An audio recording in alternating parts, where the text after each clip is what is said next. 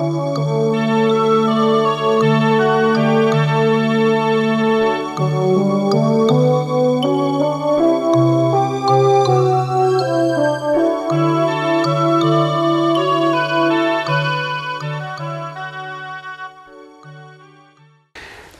you're turning and shifting back now, if you're staying like this, you see how everything is tight and there's no room for movement? And now everything is across the top of the body and it's disconnected from the root. So if we start off at the end of ward off right again, now we turn to the corner. As we shift back, the legs empty as we shift back, dropping. The hips empty. Then the ribs empty. Then the shoulders empty. And now everything roll, the ribs, starting with the ribs finish the roll up, as we mentioned earlier. And drop down again. And now from the bottom up, you're filling. So this depends on emptying and filling. A large part of the form is emptying and filling. When I shift back, I'm emptying. And you want every part of the body to empty. Every part to empty. Every part to empty. Now, just the top, just the ribs, finish the circle and drop down again. And now from the bottom up, you're filling and coming forward. Right? So the result of the emptying, like the pebble dropped in the water, is a wave. And the wave is the ribs finishing the circle. Everything drops down like a pebble, and then the ribs are the wave finishing the circle. Now, from the bottom up, you move forward. See, so let's do that again. Return to the corner, empty, empty, empty as you shift back, left hand under the elbow, empty, empty, empty. The ribs are the wave finishing the circle. And now, a big wave comes in from the bottom up and forward. Right? Now, every rib needs to empty one after the other to get this rolling motion.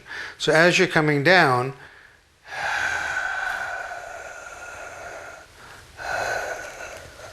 each rib has to be independently moving, which may take a little bit of work to practice. The left side of the ribs and the right side of the ribs are independent. So the left side can circle. The right side, my right side, circles without disturbing the left side. See, just the ribs.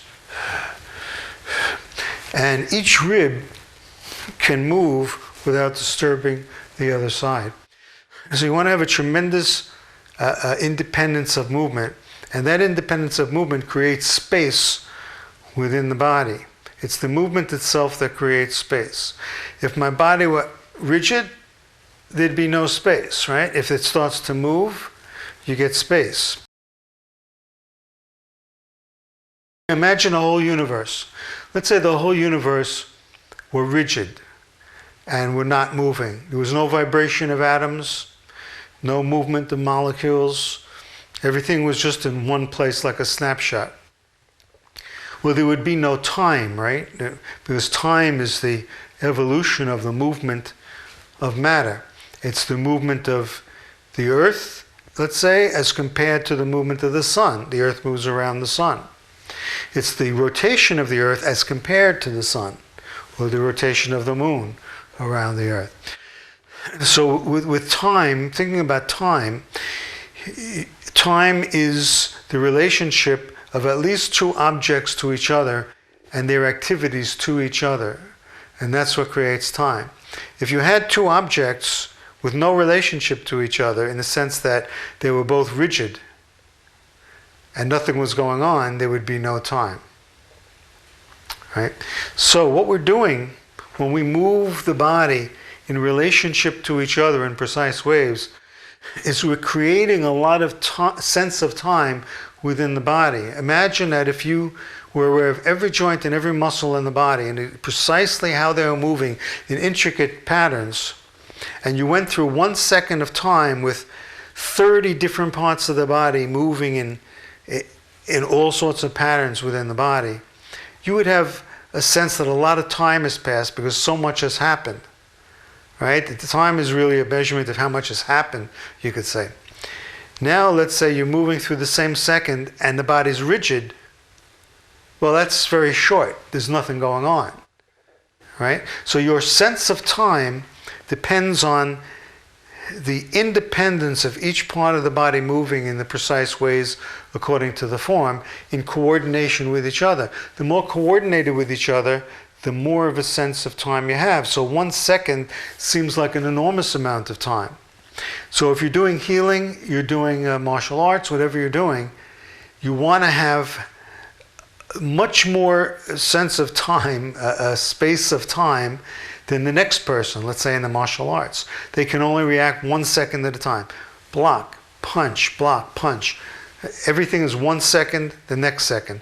They come in, they punch, and then they step back and they look to see what's going on because they can't do everything at the same time.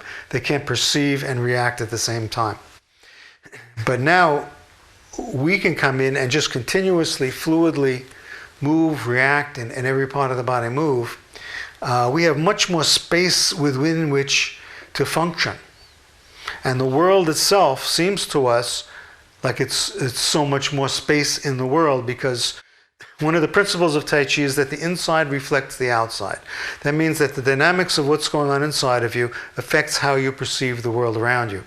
If you perceive this fluidity and this space within you and this freedom within you, then the world itself will seem much more calm, much more relaxed, much more fluid, much more alive, and much more living as opposed to just dead things sitting there. And the same way with the body. If all the parts of the body are moving, your body feels to you more living and conscious